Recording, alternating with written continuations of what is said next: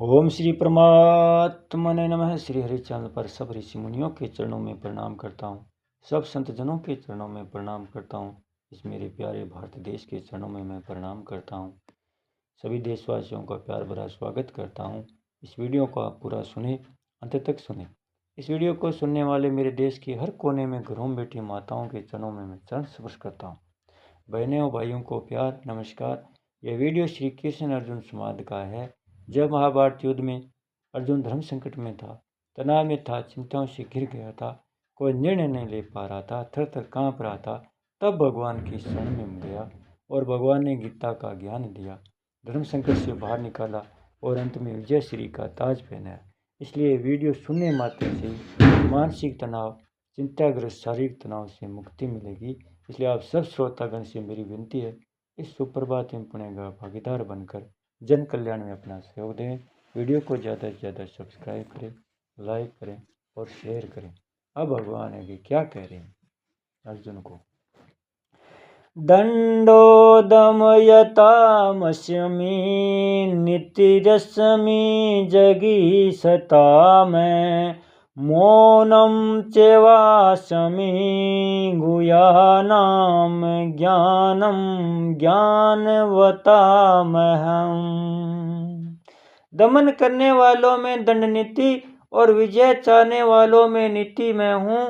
गोपनीय भाव में मौन में हूँ और ज्ञानवानों में ज्ञान में ही हूँ। अर्जुन व्याख्या।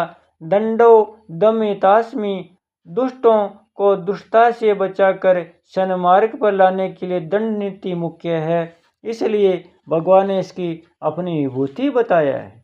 नीति रश्मि जिगिस्ता में, नीति का श्रेय लेने से मनुष्य विजय प्राप्त करता है और नीति से विजय ठहरती है, इसलिए नीति को भगवान ने अपनी विभूति बताया है।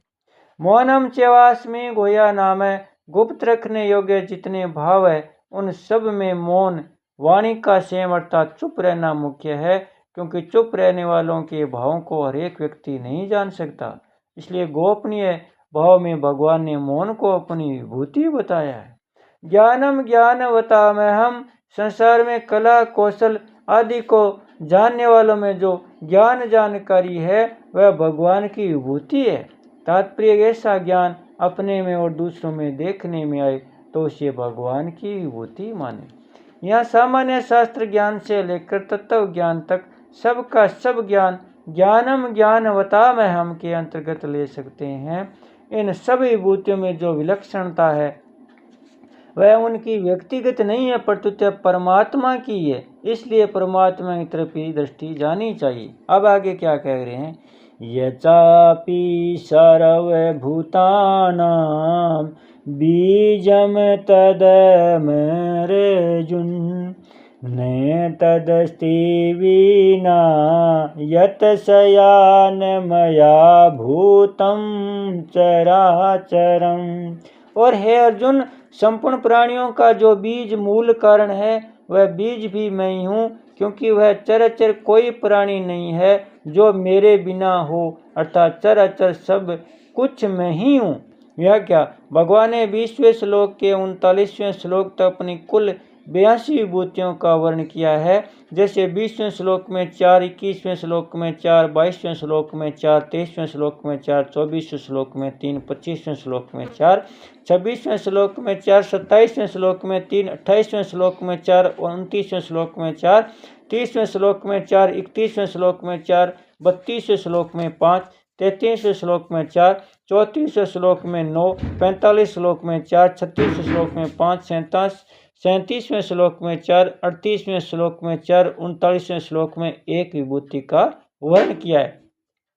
यचापि सर्वभूतानां बीजम तदहम् अर्जुन, यहाँ भगवान समस्त विभूतियों का सार बताते हैं। सबका बीज अर्थात कारण मैं ही हूँ। बीज कहने का तात्पर्य कि संसार का निमित्त कारण भी मैं ही हूँ और उपादान कारण भी मैं ही हूँ, अर्थात संसार को बनाने वाला भी मैं हूँ और संसार से बनने वाला भी मैं हूँ। भगवान ने 7वें अध्याय के 10वें श्लोक में अपने को सनातन बीज, 9वें अध्याय के 18वें श्लोक में अव्यय बीज और यहाँ केवल बीज बताया है। इसका तात्पर्य है कि मैं जो का त्यों रहता हुआ ही संसार रूप से प्रकट हो जाता हूँ, और संसार रूप से प्रकट होने पर भी मैं उसमें ज्यों का त्यों व्यापक रहता हूँ। न तदस्ति बिना यत् स्यान्मया भूतम चराचरम।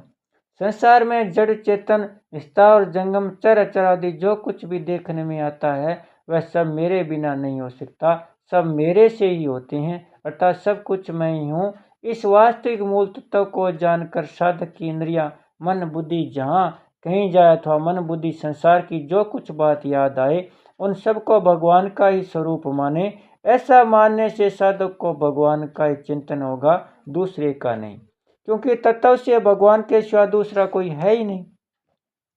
यहाँ भगवान ने कहा है कि मेरे सिवा चराचर कुछ नहीं है, अर्थात सब कुछ मैं ही हूँ। और 18वें अध्याय के 40वें श्लोक में कहा है कि सत्व रज और तम इन तीनों गुणों के सिवा कुछ नहीं है, अर्थात सब गुणों का ही कार्य है। इस भेद का तात्पर्य है कि यहाँ भक्ति योग का प्रकरण है।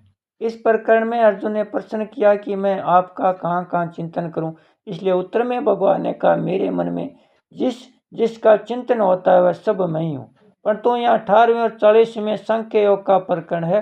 सांख्य योग में प्रकृति और पुरुष दोनों के विवेक की तथा प्रकृति से संबंध विच्छेद करने की प्रधानता है। प्रकृति कार्य होने से मात्र सृष्टि त्रिगुणमयी है, इसलिए यहाँ तीनों गुणों से रहित कोई नहीं है, ऐसा कहा गया है। विशेष बात है भगवान ने अहमात्म गुडाकेय से 10वें अध्याय का 20वां श्लोक से लेकर बीजम तदहम अर्जुन 10वें अध्याय का